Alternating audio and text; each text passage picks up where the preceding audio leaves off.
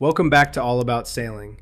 Today we cover the motion comfort ratio, what it is, how to calculate it, what it tells you, and where it falls short. We'll start with a quick history explanation, walk through the physics behind the formula, use a calculator I built to run the numbers live, interpret the score, and finish with the real limitations every blue water sailor needs to know.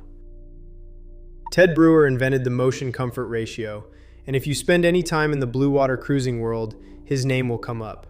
Born January 15, 1933, and passing away September 30, 2021, he spent decades designing some of the most respected offshore sailboats ever built.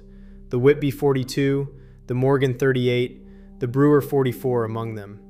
Brewer was also a gifted explainer, someone who could translate naval architecture into language ordinary sailors could act on, and the comfort ratio came directly from that instinct. He wanted a number any cruiser could calculate using nothing but published specs: displacement, waterline length, overall length, beam, without needing a naval architect or tank test data. But here's the thing Brewer said repeatedly and clearly. His own words for the ratio were tongue-in-cheek. In a Good Old Boat interview, he recalled it this way: "I thought, well, there's one ratio that nobody's ever thought of, a comfort ratio. I diddled around and came up with this crazy comfort ratio, and it was a joke, and I published it, and it took off like a rocket." Two things need to stay in your head from this point forward. The ratio is genuinely useful, and the man who created it never wanted you to treat it as the final word on anything. So the physics behind it is, when a wave passes under your hull offshore, it pushes the boat upward, and the speed of that push, how fast, how sharp, how snappy the acceleration feels, determines whether your passage is tolerable or miserable. Quick, jerky motion wears a crew down over days at sea, degrading not just comfort, but decision-making and safety. Slow, pendular motion, the kind you feel on a large, heavy vessel rolling through a deep swell, stays tolerable across a long passage in a way that sharp motion simply does not. Two forces work against each other to produce that character of motion. Heavier boats carry more inertia, resist wave energy more stubbornly, and move more slowly as a result.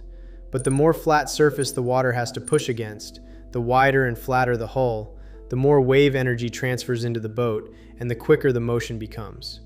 Brewer's formula combined those two opposing forces into a single ratio. The comfort ratio formula is as follows for you math nerds. Displacement divided by the quantity 0.65 multiplied by the quantity 0.7 times LWL plus 0.3 times LOA multiplied by beam raised to the power of 1.333. And for us regular folk, I made a quick calculator to help visually show how displacement, waterline length, length overall, and beam affect motion comfort ratio. Here's the fancy-dancy calculator. I pre-selected everything here with data of a Westsail 32. I've done a ton of sailing on one, so it's going as the default. We will start with displacement. When you increase the weight, the MCR will increase. And if you lower the displacement, the MCR will decrease. Pretty straightforward. If the displacement stays the same, but the LOA and LWL goes up, the MCR comes down. And if the LOA or LWL goes down, the boat is shorter and heavier, so the MCR goes up. Hope you're still following along. The beam is a little bit more interesting. As the beam gets wider, the MCR will go down, and when the beam gets narrower, the MCR goes up. Let's try putting in the data for a Beneteau Oceanus 40.1. You can still buy these new from the factory. The displacement is 17,604.00 pounds. LOA is 40.22. LWL is 38.39. And beam is 13.71. And as you can see, the MCR is 21. Let's talk about the scoring. Reading the score is straightforward. Scores below 20 describe lightweight racing boats. Quick, sharp, fatiguing motion offshore. Scores from 20 to 30 land in coastal cruiser territory, where most modern production cruisers will be found. Scores from 30 to 40 represent a moderate blue water cruiser. The 40 to 50 band describes a heavy blue water boat built for the open ocean.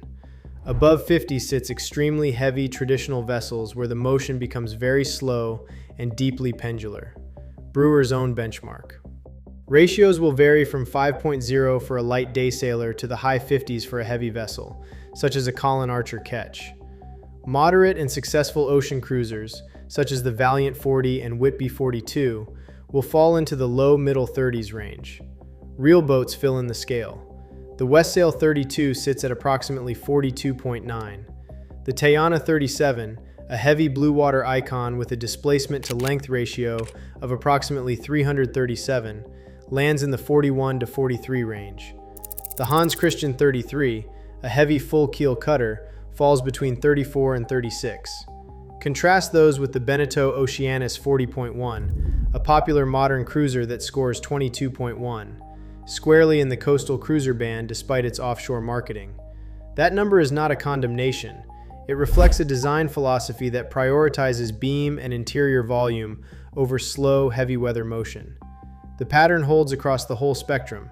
Traditional blue water designs cluster in the 35 to 45 range. Modern production cruisers land in the low to mid-20s, and light racers drop well below 20. Let's go over the limitations. The most fundamental problem with the formula, it uses maximum beam at the deck, not at the waterline. For a traditional narrow hull, those measurements sit close together. For a modern beamy cruiser that is wide at the deck and narrow at the waterplane, the formula over-penalizes the boat. It sees more width than the water actually encounters. Hull form is completely absent from the calculation, weight distribution and moment of inertia are invisible to it, and ballast ratio never appears anywhere in the math. The most actionable limitation for anyone shopping the used market. Because displacement sits in the numerator, loading the boat heavier raises the score even when actual motion stays the same or worsens. Add chain, provisions, and gear, and the number climbs, which feels reassuring and means almost nothing. Sailor Frederick Roswald captured the practical problem plainly. Ted Brewer's comfort index is great for the armchair sailor, but does not hold up when you gotta sea and you encounter big waves coming from the direction you want to go. Naval architect Rob Mazza noted that the formula is not even technically dimensionless. It resolves to a unit of length to the power of 0.667, which is part of why Brewer insisted it should only compare boats of similar size and type. His own words, "The ratio is not meant to compare that of a Lightning-class sloop with that of a Husky 50-foot ketch.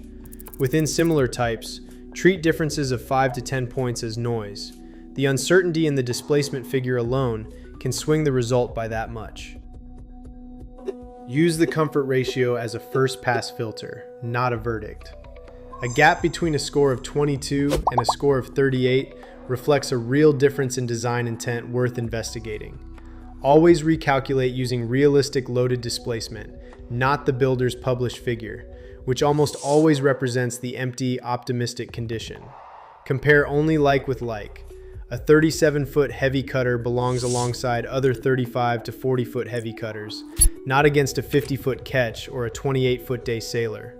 Always pair it with the Capsize Screening Formula, because a boat that scores well on comfort but carries a CSF above 2.0 has a stability problem the comfort ratio cannot see. Another overlooked design feature is how deep the forefoot of the hull is leading up to the keel. A deep forefoot will cut the wave and give you a nicer ride, instead of pounding wave after wave. Ted Brewer invented this ratio as a joke, published it in a sailing magazine, and watched it take off like a rocket, because it answered a question sailors urgently wanted answered. Will this boat be comfortable offshore? The answer it gives is imperfect. Hull form, weight distribution, and ballast ratio all stay invisible to it. But the underlying physics are sound. Heavier boats with less waterplane area do move more gently in a seaway as a general rule, and the formula captures that relationship in a way any sailor can calculate from published specs. Used as one input among several, applied to similar boats, calculated with realistic displacement, and paired with the Capsize Screening Formula and a real sea trial, it earns its place in a blue water sailor's research process. Run the numbers, see where the boat lands, and then go ask the harder questions that no ratio will ever answer for you.